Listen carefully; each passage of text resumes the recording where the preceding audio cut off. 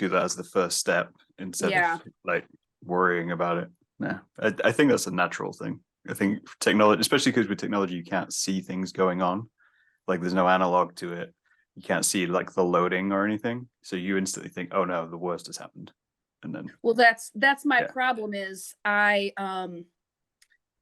feel like it's a magical force that's against me. So then that's how I react. technology is vindictive. That's my lifelong struggle is like, calm down, stay calm. But, well, anyway.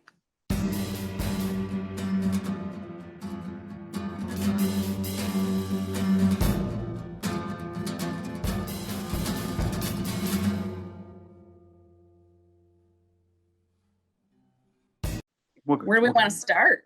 We'll figure that out. All right. Well, welcome to the show. We'll start here. Welcome to Yellingatconcrete podcast. Thank you. Thank you for coming on. We'll start with the simplest question. Who are you? Name, Kristin Stone. I am 40 years old, which sounds old, feels kind of old, but yet it kind of, I'm liking it. I like who I am most of all right now. So I'm thinking that maybe in another couple of years, I'll like me even more, and so on and so on. Because you get to know yourself and you get to drop pieces of baggage that you don't like anymore, and you see things a little more clearly. I've always been kind of a loner, so which I think is just an artist thing. I think it's like a introvert, someone that likes to spend time with their thoughts, trying to figure stuff out, trying to just watch the world and people watch. And I like thinking, I like being with my thoughts. I find it, rejuvenating. And I like people too, but being around other human beings is draining. And I don't know if I know some of us are just wired like that. Mm-hmm. I don't know if you can put it all on like being an empath, but it's just what it is. So I know some people like to and want to be alone, and some people don't. And those people often find each other, which is nice. Yeah. Artists. So I happen to be a mom too. Married. I think on paper I sound pretty vanilla. You pretty like if you wrote that down and submitted it, it's a pretty standard Yeah. sound. Like, yeah. But the other side. But I enjoy my own weirdness. And now that I'm losing some of my filters as I get older, mm-hmm. I like sharing that and just finding other weirdos. It's nice to not have to feel like you have to appeal to everyone like you do when you're younger. Mm. You want to be appealing. You want people to like you and choose you. And now it's like, no, that's just so much energy. It takes so much energy. I just can't. Yeah, it definitely. I find it that it definitely drops away every year. Like there's a level of it within you, and then every year you kind of abandon that part of baggage of just trying to get other people's acceptance or trying to get maybe even just like recognition of like, this is who you are. No, maybe not, playing up to I want to be this person, but yeah, just recognition for who you are. And then as you get older, you're like, no. It feels good though, doesn't it? Because when you're young, I think that you feel like I'm the only one. This is such a wild ride. No one understands me.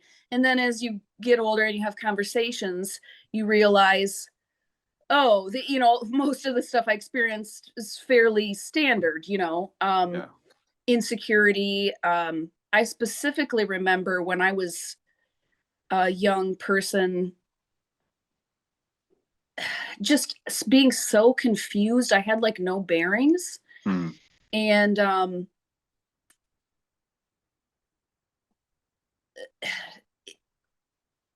you're just kind of floundering with Yeah. no way to express yourself. And I've always been an artist, so I feel like I've always kind of had an outlet, but um art's helped me a lot to express myself. But when I was younger, like I still couldn't have even been able to like I can now. Like I'm not sure if that makes sense. Even though I've always loved art, enjoyed art, Yeah. naturally just made art, it means more to me now because I do know myself better and I can um share something and be like, well, let's see who this resonates with. And if it's not for you, that's okay. Yeah. It's more like you can kind of what's the word? Like fully articulate what you're going through. And whereas like I always think like kind of younger art is often more volatile because like you say, they're floundering. They don't really know what's going on inside them, outside them. And so when they produce work and they produce artwork, and when we produced artwork when we were younger, it was always very in your face, very this is as raw as I can get it. And then as you get older, you kind of realize that, like you say, those experiences are kind of more universal, and you're able to boil that down and make something, you know, more patient, I guess maybe is the word. I don't know if Yeah. that makes sense. Yeah. Or just better able to make something that means something to you. And Mm, if you feel like excited about it or enlivened by it, that's what matters. And there's always, I think, especially now that you can share stuff on Instagram and mm. you can find your people. Um, I think no matter what the art is, you're always going to be able to find your people. And that feels really good for an Yeah. artist. Yeah, definitely. I mean, we should probably inform people listening to this. What is it that you make, Chris? Right now, well, I like to dabble with Hmm. lots of different things, but right now I've been, for the last couple years, I've been using textiles, um, hand stitching, making figures that, well, for a long time, I didn't really realize what I was doing. And then Right. maybe a couple of years ago, I realized that I was doing something. What I was doing was I was making figures that I felt were ugly, Right. made out of junk or, cast off materials, overlooked things. Because then when they got some love, when they received some love, and then someone even goes as far as to pay money and adopt Hmm. one of them, I got this like my empath heart just felt like there's a home for everyone. I can't in real life, I can't find a home for everyone. I can't heal everyone. I can't do the things I want to do. So I was doing it with like fabric and with art. And that was really fun to realize. Like, that's like some psychology there, Yeah, that I was definitely. playing out something before I really realized what I was doing.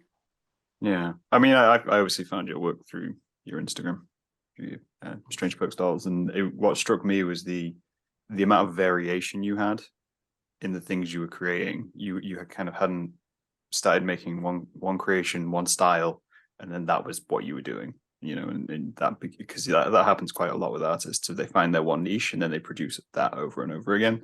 Whereas you seem to experiment with every single figure, which to me suggested it was more kind of, like you say, feeling led, more depending on what you have available, more conceptual than just producing dolls for the sake of producing dolls, kind of thing. Yeah, and it was kind of a sore spot for a while because when I started, I think what happened was I got onto Instagram and I was doing like pictures of trees, like when Instagram first happened, and everyone's, Just your hey, food, we're sharing pictures of like, our food yeah. and our in the I'm going for a walk and here's a picture of the sunset or whatever.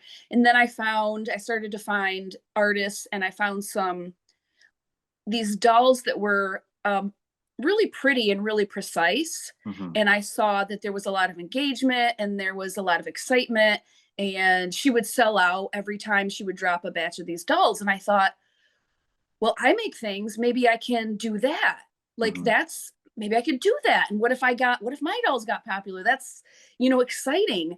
Um, but then I quickly realized that I can't do pretty.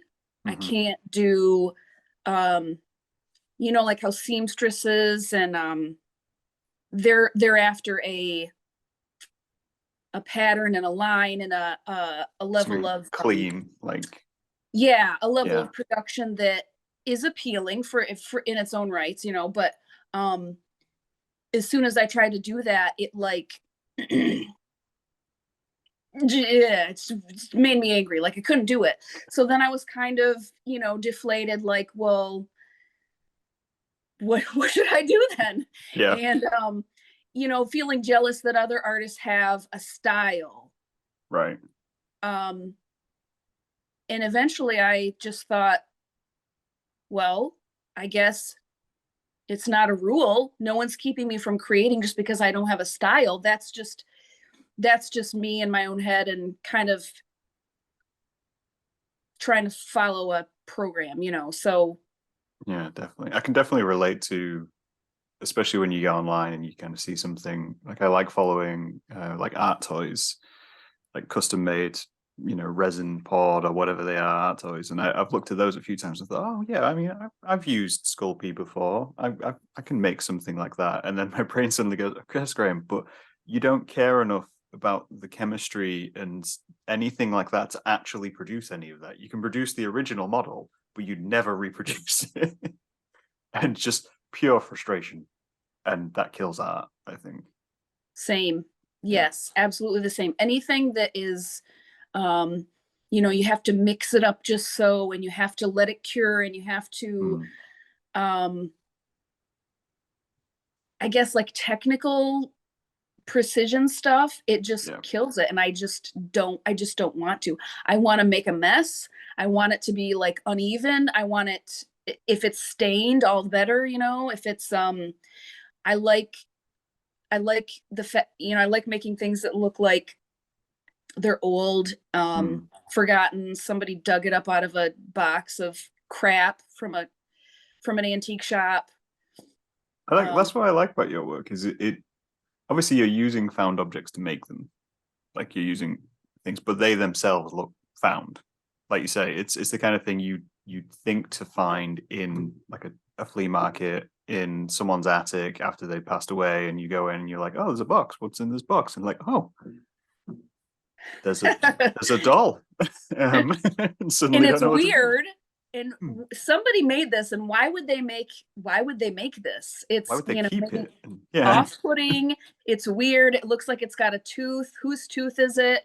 I like the questions. I like if I'm looking at something and I have a lot of questions, to me that's exciting and engaging. And so really pretty art is nice. You might want to hang it on your wall, and it's got its place. Everybody Mhm. likes pretty art, but I think it's more fun for me to have like feelings, even if they're not good feelings. um It there's certain textures that I want to stare at for a little while, and then I want to claw apart with my fingers. And so when people make like castings of I think it's like a poppy pod, right. I love hate that, like the textures with a lot of holes in it. I Oh, I okay. I Yeah. like hating them. So that's what I'm But looking for. right. Like more than just one emotion. Like I want some layers. There's some diversity to the work which you're engaging with. And Yeah. yeah, yeah. I think that gets lost quite a lot, especially online, because everything's fleeting. Everything you create ends up being slightly fleeting, and getting people to re-engage with old work is quite hard. So having something which does make you stop and then think, oh, don't don't know if I like that, or I don't know if I hate that, but it's there. I think that's important. Yeah, I even like being offended by art, because then I'm noticing an emotion that I'm having. I'm like, well, that feels offensive. Is it offensive because it kind of is too vulgar? Is it offensive because it seems to tear down some belief that I have? At least it gets me feeling something and thinking and engaging. And I totally understand why. I don't know how to say this nicely. Um, a lot of folks, Mm-hmm. maybe they aren't artistic, maybe they're not interested much in art. I can understand why some people wouldn't appreciate. There's a lot out there. There's a lot of art out there that would Yeah. be, uh, because I have a lot of friends and family that maybe we've looked at the same art at the same time before, and they kind of just blow it off like, why would anyone do that, or that's ugly, or whatever. And Yeah. Well, that's people. okay. But Yeah. I like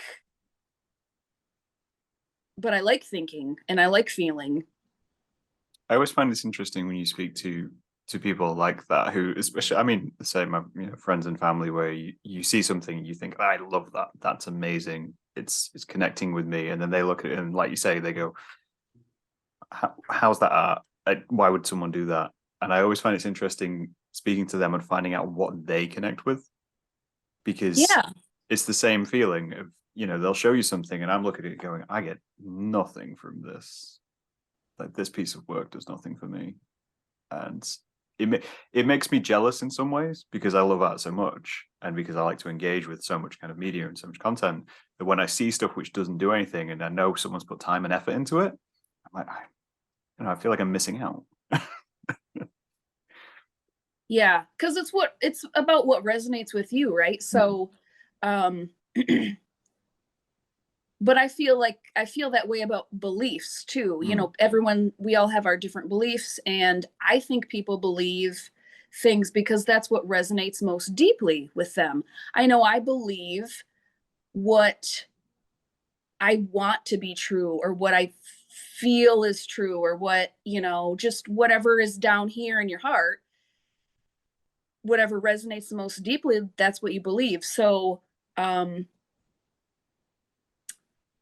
yeah, it would at least be interesting to, ask, well, why does that resonate with you? Someone's like, "Oh, I love that painting." Mm. Um, because then you really have to stop and think, well, I don't know. I think maybe it's the materials that were used, and I've never seen, and I like that it's kind of irreverent, and I like, because it is hard to put your finger on it sometimes. There's like oh, I like that, or oh, I don't like that. Yeah. But I, it's fun to dig around. I always think of the oh, what is it? The big canvas paintings, which are single color, like one color, and they take up a whole wall. Whenever I kind of have this discussion with anybody, I always think of those paintings, because there was a field trip I went on when I was much, much smaller. And my mum went with me on this trip. She was chaperoning the class and kind of thing. And we stepped into this room at the Tate Modern in London, and there was these huge paintings on the wall. And I loved it. I stepped in and I was stood there for about 10 minutes just looking at this single blue painting. And my mum walked in and then walked directly back out. And she said to me, "It's like, I don't get it. And I don't understand that. I don't get it. I don't like it." And there was this point I was just like, yeah, there's a real difference of how someone engages. And I guess that's a question for artists, is whether you're making work for yourself to kind of get the feeling that you want from art for yourself, or whether you try to make art which connects with the most amount of people. Wow, I kind of feel like you can only make art for yourself to express whatever you have going on inside. And Mm. it's going to resonate with some other people because there's billions of other people in the world. So it's gotta, I mean, I've seen a lot of art and some of it I don't like, but I know it resonates and it has some fans, so I like that. So the blue painting, was it flat solid color, or was it I kind of believe variegated? well, I mean, this is the catch-22 as well. I'm colorblind. Oh, So when I see blue, but I don't really see variations of blue. If there's a dominant blue, I only see one type of blue at the time because my eyes can't recognize the greens and stuff, which would separate it from other things. I've got the feeling it's by Rothko. I'm just going to Google it. Yeah, they're Rothko paintings. So it would have been blue, but it would have been slightly gradated in different areas because it's just all one paint right. kind of on. Like So isn't it? the paint gets thinned around the edges or whatever. Yeah, So in yeah. So that way, there really is something to stare at if you're looking in the gradations for maybe some kind of, how your mind just fills in images that aren't really there. Yeah, definitely. I mean, I love those paintings just because they do separate people, because they are one which does resonate with some people. Some people look at them and go, "That's a great painting," and then other people go, "Why would you just paint one color on a canvas? That's, you could have painted a scene. There's talent in that." I don't go, "No, there's talent in this because this stopped you." And this, even though you had a negative reaction, like you were saying earlier, trying to be, offended by something because that's an interesting feeling and engaging with that feeling. That's why I love those ones, at least, because yeah, it cuts people one way or another. I wonder, with your work then, I mean, presumably you get a fair mix of feedback. Um, I'll say I don't get I don't get very much negative feedback. I feel like if somebody doesn't like it, they probably just scroll on by, which is fine with me. Yeah. I did one of I did a little baby that was uh inspired by a certain former president. And that one did get a hate comment, and I kind of chuckled at it. And so it didn't really hurt my feelings, but usually I think the only people who are finding my stuff are kind of like art minded anyway. I don't think people are accidentally finding my weird art because the algorithms, track us down and feed us things. So, and I've kind of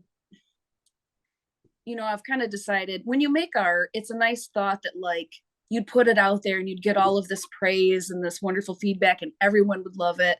I think that's kind of a nice like dream, but I also know me, and I know that I'm a really sensitive baby and I don't handle criticism very well, Right. unless it was given, genuinely, and it was like artistic criticism. I feel like, I feel like I could receive that because, that would be helpful. But a lot of times that's not what's going on the internet. It's just everybody's hateful and they're looking for someone to dump their emotions on. And so anyway, I haven't gotten really much hate or even really bad comments. Sometimes it'll be like, what the heck is this? And that kind of, I like that comment. I would like people to feel like that about things that I make. Yeah. I love it when someone tags somebody else Yeah. in your work. Like, it's just like instantly just like they either have a friend who's going to love this or their friend's going to have exactly the same reaction they had. Is this a good tag or a bad tag? Either way, welcome to the comments. Yeah. I'm curious then, what work do you connect with, which isn't your work? Oh boy. Really, it's anything that makes me feel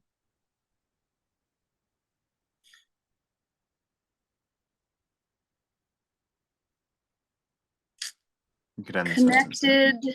It's really, yeah, like there's a lot of different ones. Like for instance, I actually Googled her name so that I would remember. Okay.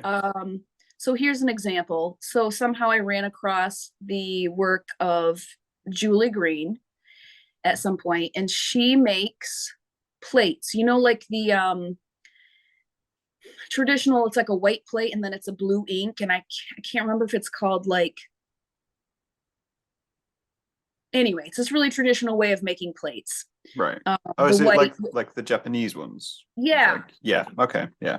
So she paints on each one of these plates the last meal of a death row prisoner. And specifically, the one I'm thinking of is a birthday cake. Somebody requested a birthday cake because he had never received a birthday cake. Wow. And I saw that piece and I was like, that absolutely crushed my soul. My first thought was, well, no wonder he ended up in prison. Like, to have never received a birthday cake, like that says something. Yeah. Yeah. That tells you way more than you could ever know from speaking to them. Like, yeah. And I don't love having my heart broken, but it's anything that really humanizes somebody else, that really helps you feel connected, that helps you understand, that helps you feel like you're being understood, all of that psychology stuff, you know. Mm. You're not alone in your pain, you're not alone in your struggles, all that kind of stuff. There's also, I never know if I'm saying his name right. I think it's like Michel Najar. Yeah. He's got to be like in his 80s now. So he makes fabric figures. They're pretty, I guess you would say, grotesque. Like they look, in fact, he buries some of them in the ground, like leaves them there, so they kind of get like caked with dirt and maybe even like degraded a little bit. Mm. And his work, I think he said, was a lot inspired by because he's Jewish and he was born, I think, right after World War II. Right. So he didn't firsthand remember images, you know, but Yeah. when he was a boy and he learned about the things that had happened specifically to his family members and his people, it really did something to his, you know, psychology. So he was, I think, sort of trying to illustrate the suffering and the pain and the death. And I think he picked textiles because his dad was a tailor. I don't know if I already said that. So No. the Yeah. materials were already kind of present in his life. So he Yeah. probably had access to, like, he can play around with the scraps and it felt familiar and stuff. So, but the first time I saw any of his figures, like, you know, how there's certain artists where they can do no wrong. Like Yeah. everything they make, you're like, I love it. I love it. I love it. There are some artists that I love every single one. So I don't know if I'm just a blind fan or Mm. just every single one. So he's someone that I love every single one. I find it interesting how many artists use materials and kind of practices within their work, and they don't recognize that it's from their past. Like you're kind of saying, using like fabric and a tailor. I have conversations with people who were from my hometown. In my hometowns, there's a steel works, so it's lots of concrete, lots of steel, lots of industrial process. And I met more than one who has been doing their work, and I've gone, oh, so you're creating these, concrete objects, these abstracts, these things. You've got lots of industrial material in your paintings. Surely this is somewhat inspired by, where you come from. And they've gone, actually, no. And I find that fascinating. I find it, we have these little subtle moments which you don't realize are impacting your work, and then all of a sudden you're like, oh, I've just made an industrial object. And then somebody says it and you're like, Yeah. oh, I guess sometimes, you know, it's not that deep material wise. It's like, oh yeah, it was available. It was already in my mind. It already seemed normal, or yeah, just what's available. Yeah. What's available, or what's that? I think I've yet to have one of those moments, but I feel like I might feel cheated by myself if it happened, that someone points out and I go, actually, that's really obvious. Oh well, it's okay to be obvious too. I mean, you know, I've done a lot of like self-compassion work over the years. And I mean, I remember being like kind of well, I'm kind of given over towards the negative often anyways. I don't know why. I don't know the you know, like the brooding, the glass is half empty. I don't know if that's, it seems to go with the creative type a lot of times, but I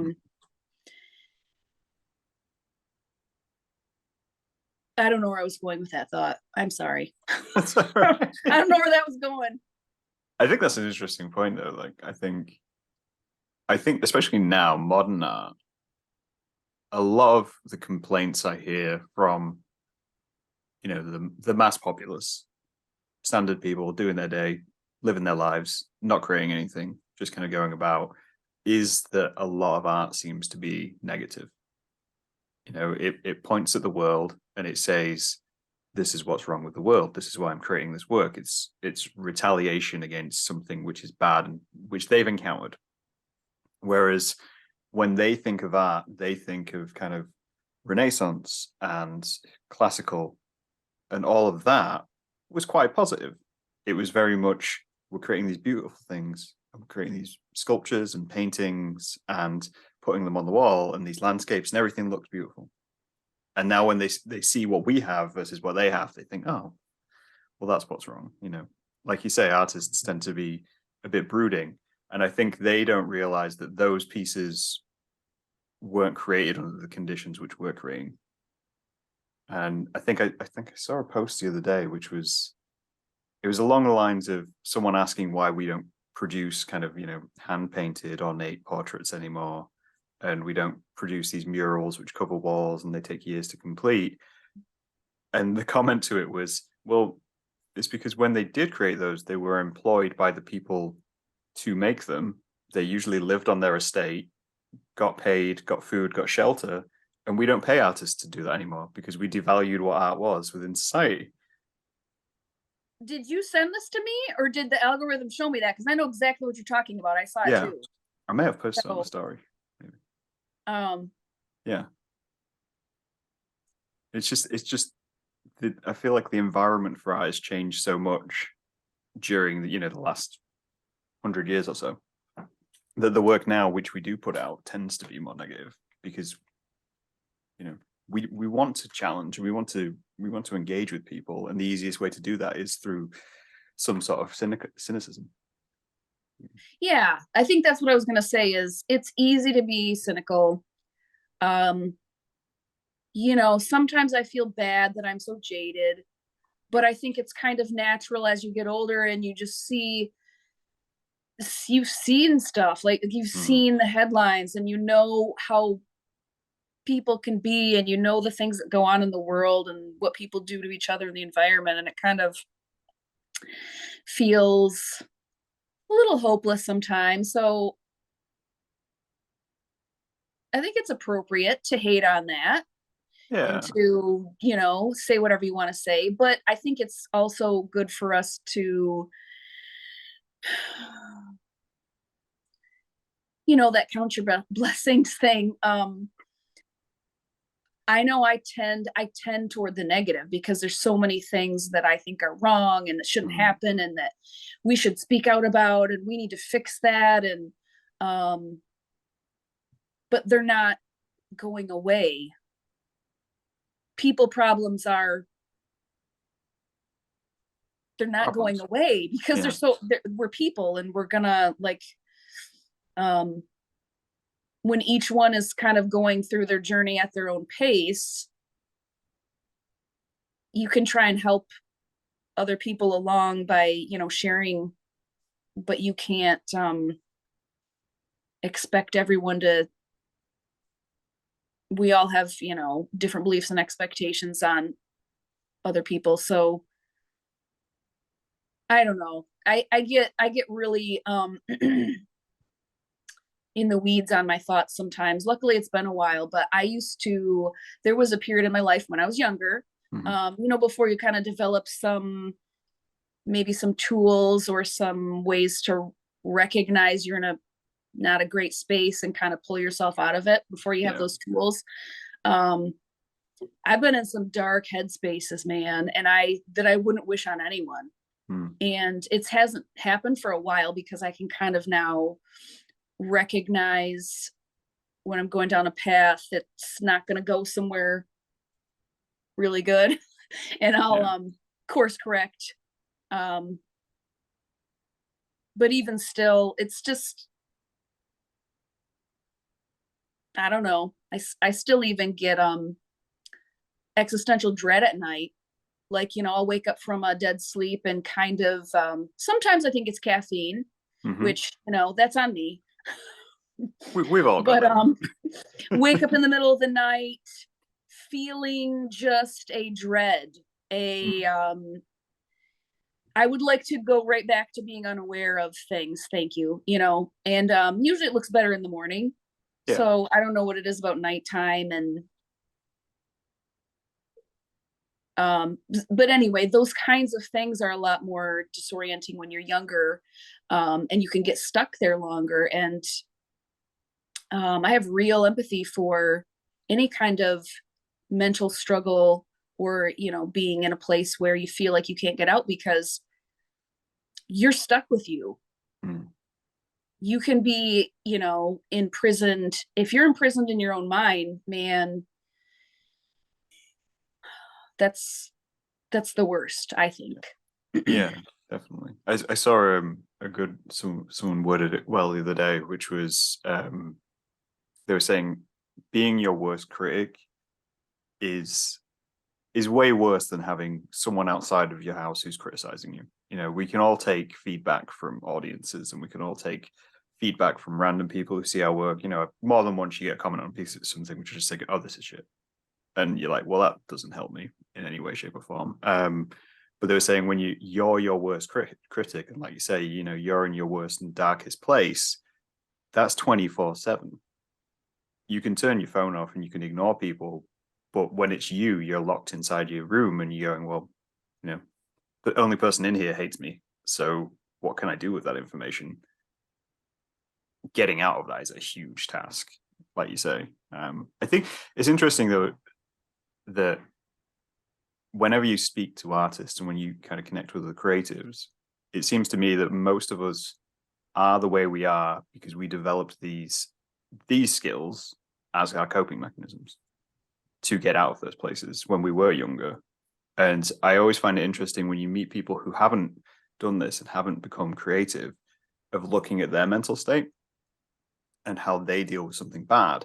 And it usually ends up being something worse, like addiction, or one way or one level or another of abusing themselves, because they never found that edge, that ability to kind of communicate and exercise that a little bit. And I think that becomes way more important for younger people now. Maybe that's what I'm just trying to do. Yeah. Teach everyone. Yeah, no, I can tell you know what you're talking about.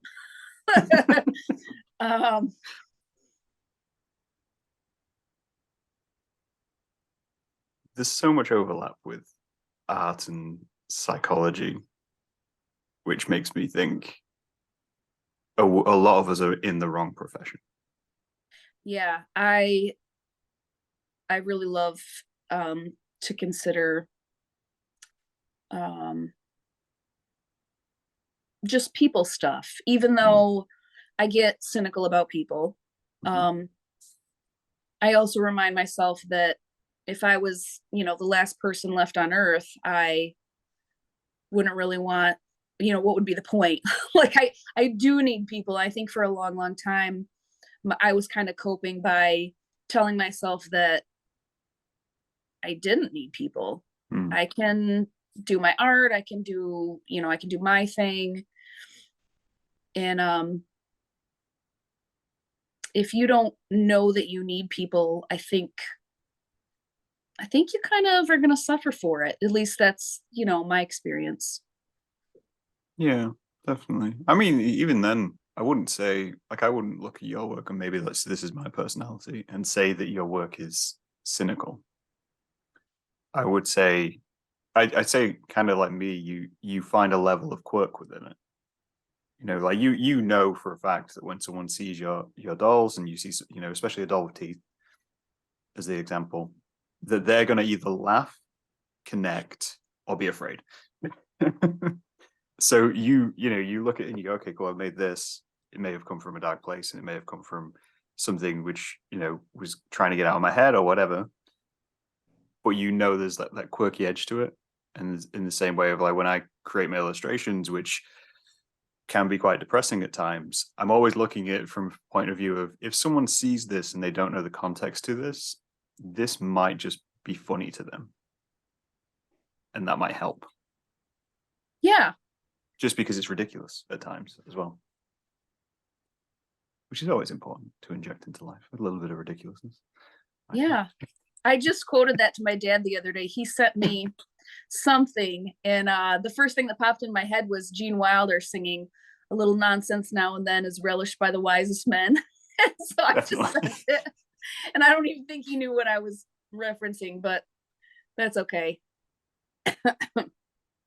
It's, I think, I don't know. There is always trying to find a balance with that, so you don't end up like you say.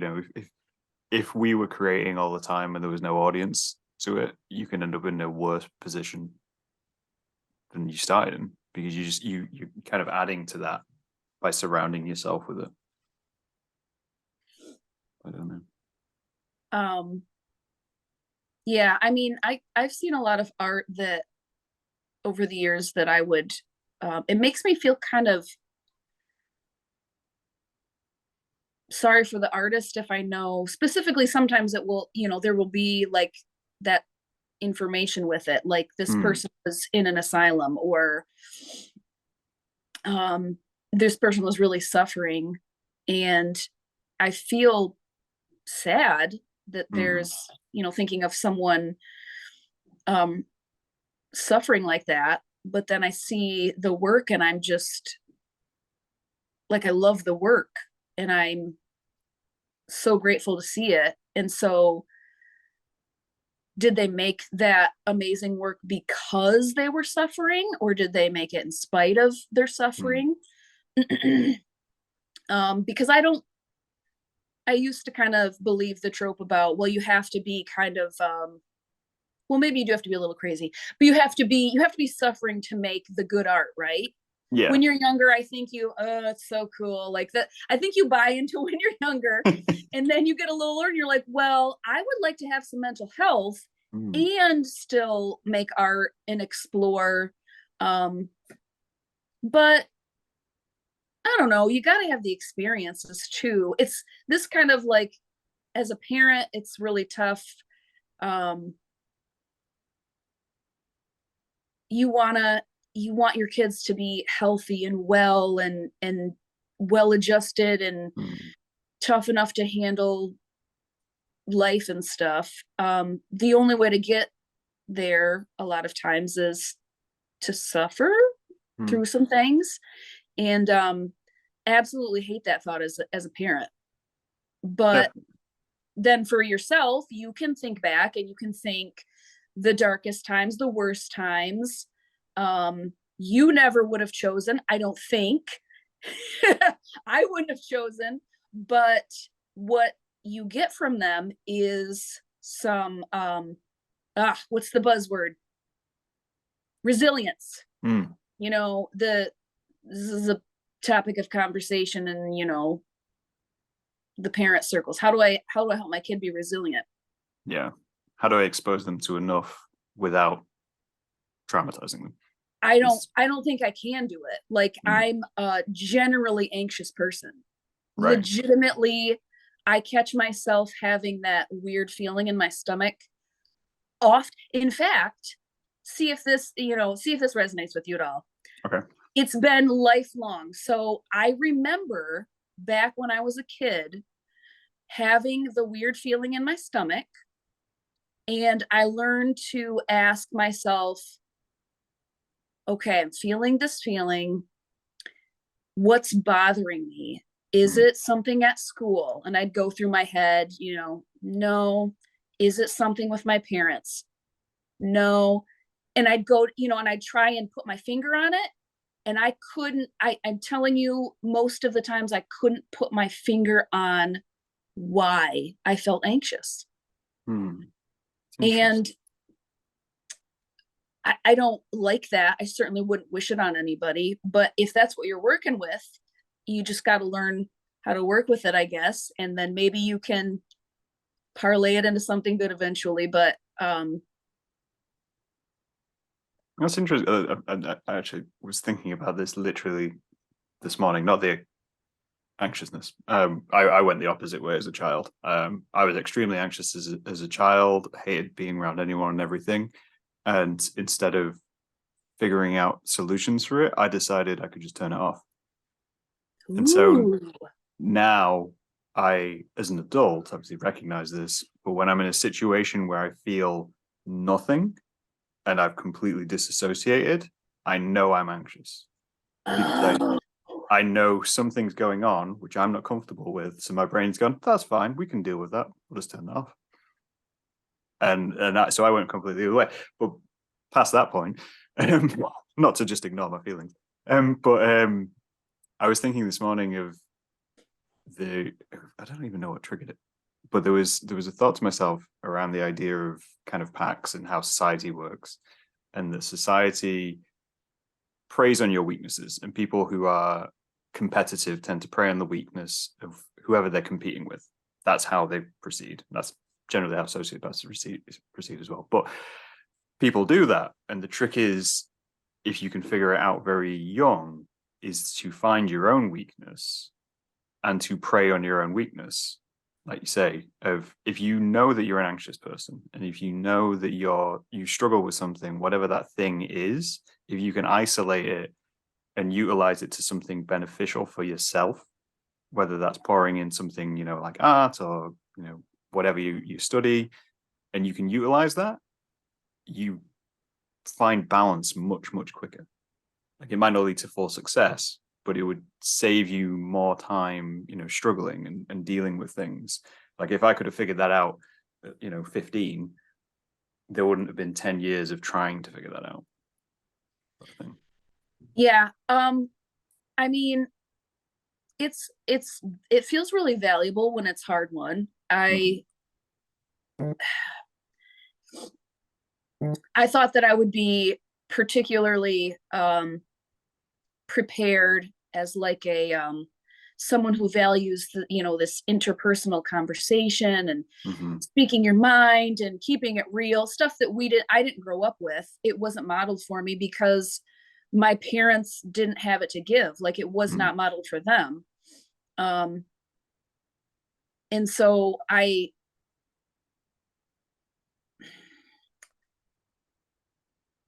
at first I thought, well, I'm going to be on top of it. I'm going to be the parent that we can talk about anything. We're going to talk about everything. There's nothing taboo. There's nothing off the table. This will be great. We'll express ourselves and we'll get all our feelings out. No one's going to sit and have, this shame, this stewing toxicity. We're going to be free and we're going to be healthy, which is great, but it's not that straightforward. So I feel like we are doing that in our house, but you just can't, you're not immune. No one's immune for being human. So I think at first I was thinking, I'm going to get all the tools. I'm going to, we're going to avoid the pitfalls. No, you're not. No, you're not. We always think we know better, though. That's life, And right? yeah, and that's okay. Like kind of coming to terms with like, okay, there really is a sense in which like there these things are unavoidable. So the work isn't to avoid them, it's to notice, deal in healthy ways, you know, non-self-destructive ways. Um, I think being afraid of everything all the time and highly anxious has been good in some ways. Like I've never been tempted by substances like some people have, because like I'm scared to take too many Tylenol, you Right. know. Um and what will it do? And then will I feel like I hate not feeling like myself. Right. So when I did take for a little time when I first started having like major anxious, I feel like I'm going to jump out of my skin, what's happening to me, and you go to the doctor and they're like, here's a Xanax, Right. you know, to help you when you're in crisis mode, just try and manage until you can get to a better spot. I did have really good dreams when I was taking that. My dreams were always really good, like every night, just really fun and nice and happy. But oh my gosh, I forgot where I was going with this. No. Where were we going with that? You were saying because of your anxiety, you didn't end up in substance abuse. Oh, so I remember like wanting help, Right. but like feeling like I was too scared to receive. What if I don't feel like myself? Because I hate not feeling fully present and fully in control of my movements. So even like alcohol, I can have one glass of wine and I can feel the effects on my body, and then that's all. Because if I'm not in control, that is very triggering for, you know, anxiety wise. So the irony is I'm probably the kind of person that should have a couple of glasses of wine, or, you know, maybe try some marijuana or do whatever. Like that would probably really benefit me, but I can't because it's too scary and I'm not going to be in control of, you know. Yeah. I guess part of the trigger there is as well, like obviously there's a struggle to not project that onto other people and kind of children. Obviously, like you mentioned, it becomes less about helping people avoid situations where they could get hurt and just giving them the tools to be able to deal with those situations. Like we saying, like with your personality and the way you kind of go through the world, you wouldn't go out and get wasted, but you might have a child who wants to go do that, and making them afraid of that is wrong. Whereas warning them about it and then letting them go make their own mistakes and saying, well, this is how you deal with it when that happens, becomes much more valuable. And that's why you end up with people who can't deal with society, because their parents have just gone, this is how the world works and this is exactly how you should be within that world. I always had a thought of, if I ever do have children, if I'll make the mistake of kind of like you thinking to myself, we're going to be fine. I've got this, you know, I'm not going to make the mistakes of my parents. And then I'm going to end up with like an accountant child who wants nothing more to be like CEO of some financial institution and doesn't do any art. And I'm going to sit there and go, God damn, how did I raise that? Like, how did that come from me? And it's, you know, because a good amount of it is hardwiring anyways, it's a crapshoot. I get genuine comfort from, you know, sometimes you come across this trite little sayings that kind of make you roll your eyes, like the poster, the inspirational poster, and you kind of are like, yeah, whatever. But because I can get so twisted up in my own head, in my own self, I sometimes will be like, you know what? Here's what I'm going to believe for right now. I'm going to believe that it will all turn out okay in the end. My kids will turn out okay. And that just kind of helps me like shut down. a little bit and just kind of like, you show people you care about them and you be there for them. Mm. And then they get to go and be and choose and do. And even if you could somehow control them, it's not good. No, it's much more important to trust them. Yeah, that's only bad guys want to control other people. Never trust anyone. I never trust anyone whose main interest is putting themselves above anyone else. If that's the goal, then I'm instantly distrustful and hostile. But that's my trauma. Just turning hostile in those situations. Yeah, same, because I've never I know some people have like leadership giftings and they want to lead and they can lead, and teachers, politicians, whoever. There's good examples from all the different professions. I've never wanted to be a leader. I've never wanted to be in charge. I don't know what I thought parenting was going to be. I guess I think what happens is you think, baby, I want to have a baby. Babies are cute. And you don't know, thank the heavens, you don't know what's coming. So you have a baby and the baby's adorable and you just, that's all there is a baby. And then, they start showing human their signs. personality. Like I think it's like around 3 or 4. I'm sure it depends on the kid, but around age 3 or 4, my son. So I always wanted to have a son growing up. I can't tell you why. It was always in my head. I just my mom said always the same wanted thing. to have a son. She never wanted girls, always wanted boys. And I have a son and a daughter. I love them both with my whole heart, but for whatever reason, I got it in my head, like, I want a son. So I get pregnant, I have a son, and this is my dream come true. So beautiful, so stinking cute, objectively one of the cutest babies you've ever seen in your life. And a pretty like happy, healthy baby. And then around like age 3 or 4, their hardwiring, like their personality starts to show through. And I was upset, right? Because what I saw was me. I saw this kid obviously is his own person, an individual, and I get that.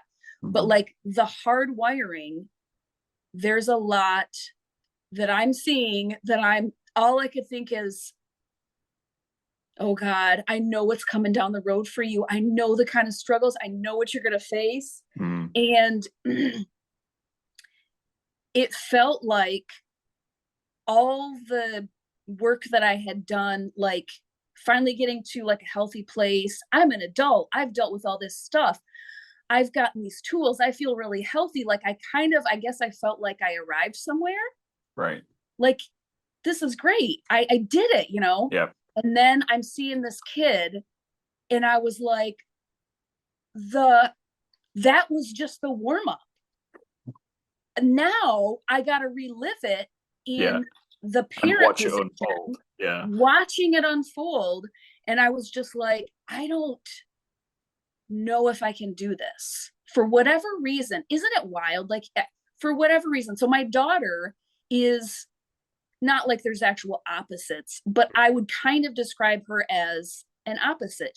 Her hardwiring is happy-go-lucky, up for whatever, generally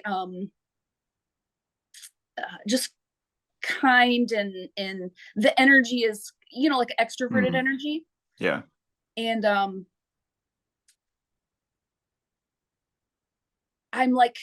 kind of jealous of that, because that was always my weak points and always the kind of people that I wished I could be more like when I was growing up. The life of the party, the one everybody likes. But I just couldn't. That's not who I was. So I'm happy for her. Yeah. But I'm sure those people have their own struggles. Like, I don't know what they are, but I'm sure they do. But Grass is always greener.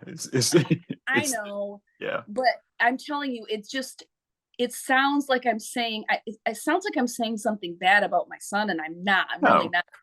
What I'm saying is, like, I wouldn't wish your life on this, him. Yeah. these struggles on my kid. I never would have chosen Yeah. that.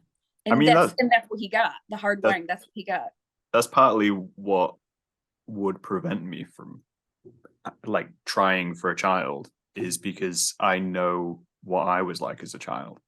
And I look at it from that point of view. I think of it like I don't have the baby moment. I don't go, oh, it'd be great. I'll have a baby. It'll be, cute. Or I'll have like an older child and it'll be great and we'll connect and all that kind of stuff. My brain literally goes, yeah, we weren't great as a child.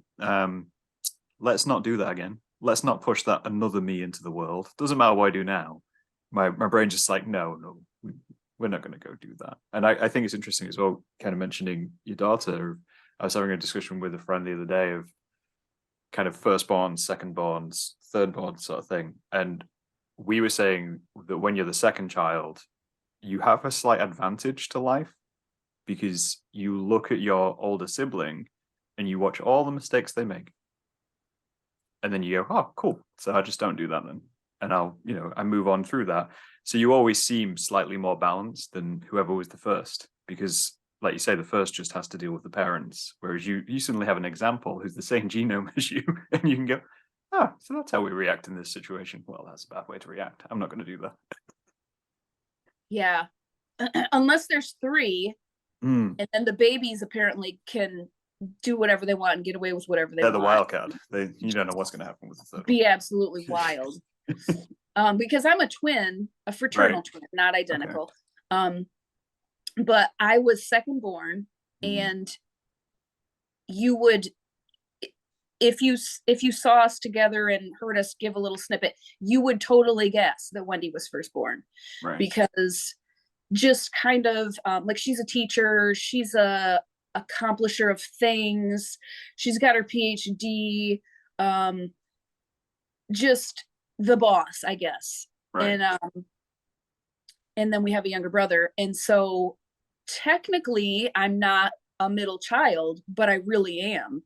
And I always I always had that role growing up, which was unfortunate, but I guess whatever.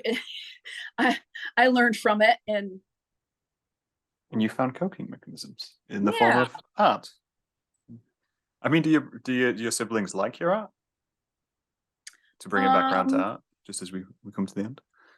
I don't think my sister likes weird stuff. Their house is pretty like plain, like plain color walls and like really minimal stuff. And my house is like, how much stuff can I stick on the walls? Like, I don't know how to decorate, but I can put a nail in the wall and then hang all of my art that I'm collecting. Oh wow, this wall's way more dynamic than the other one. Yeah, because this one is wooden, and so I don't feel bad about putting holes in it and moving them around. This one is like plaster, and so I'm trying to not put a bunch of holes in the wall. But the stuff still gets moved around a lot.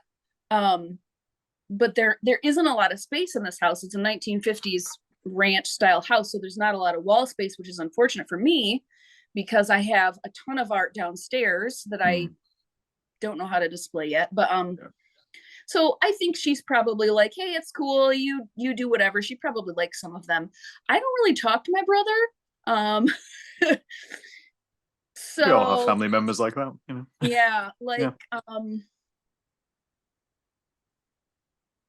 he's pretty like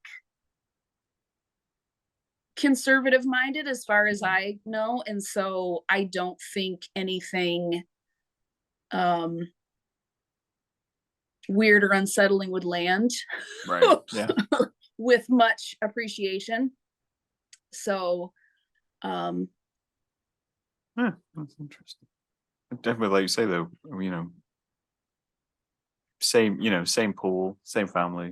It's just you end up with different reflections on how to deal with things, and you end up with different kind of paths of what you do and don't enjoy. I think. I mean, me and my brother me and my brother are very similar. Kind of, I mean, I do a podcast with him at the start of every year. And we have very similar voices, and more than once people have just been like, this is just your voice twice. I watched that. I watched one of them, Yeah. and yeah. So we just the one brother. Yeah, so it's just me and him, and we're very similar. We have very similar music tastes, very similar film, media, all that kind of thing. But when it comes to art, there is a distinct difference. There's a distinct difference in the things which we enjoy and the things which we appreciate, because we got different tools at different times. And yeah, we like some of the same stuff, but most of it's a bit on the edge. I tend to lean more abstract, whereas he tends to go more figurative, media based. Yeah, you can't control it. Yeah, we'd be fools to try. Yeah. Man, I could talk art, psychology. I could talk about anything all day. It's nice. It's nice to talk. It's nice to chat. Well, it's been lovely having you, though. We're going to round this out, I think. Yeah. To learn more about your kind of work and the things which are going on. I do have one final question for you, though. Yeah. Who should I talk to next? Ooh. This is the question I'm posing to everybody at the end of the podcast now. Is who do I talk to next? Because obviously I have people I want to find, but there's people you know or appreciate, and oh man, I think I could. So I feel like I have a lot of art friends on Instagram because we've been following each other for a long time. We've messaged a fair amount. But I haven't talked, like actually spoken to these people like in real life. So maybe this is the chance. I can do it on your behalf and go out and find them. Yeah, I know. Well, I don't think he shows his face though. I did do a chat one time with the Black Moth Society. Okay. And that was fun. And I think we talked like movies and art stuff, and but I don't think he shows his face. I mean, that could be an interesting episode. I can happily try and contact them. Yeah, but very personable, very, very, you could talk about anything. Yeah. As well. So Jason. Yeah, I didn't even get to ask you about your favorite artist. Man, I was just blabbing. I was going to ask about your favorite artists and stuff like that, but I mean, I can squeeze in a couple of examples. Two of my favorite artists, Francis Bacon is probably my favorite painter of all time. And related to the stuff you create, actually reminded me of the Quay brothers who made stop motion films. Like back in the day, they're like art housey stop motion things, and they have very similar figurines and dolls to this type of stuff you make, which is more tactile and odd as it would be described. But those are two of my favorite.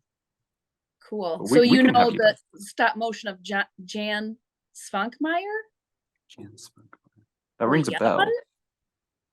I'll have to send you a link because I love it's weird. Fantastic stop motion.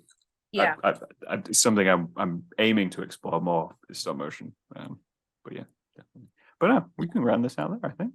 Thank you for coming on, Kristin. It's been lovely to have you. I'd have you back. Thank you. You can come along again. Fun. We'll discuss something else. Yeah. Well, on that note, we will talk to these folks later. All right.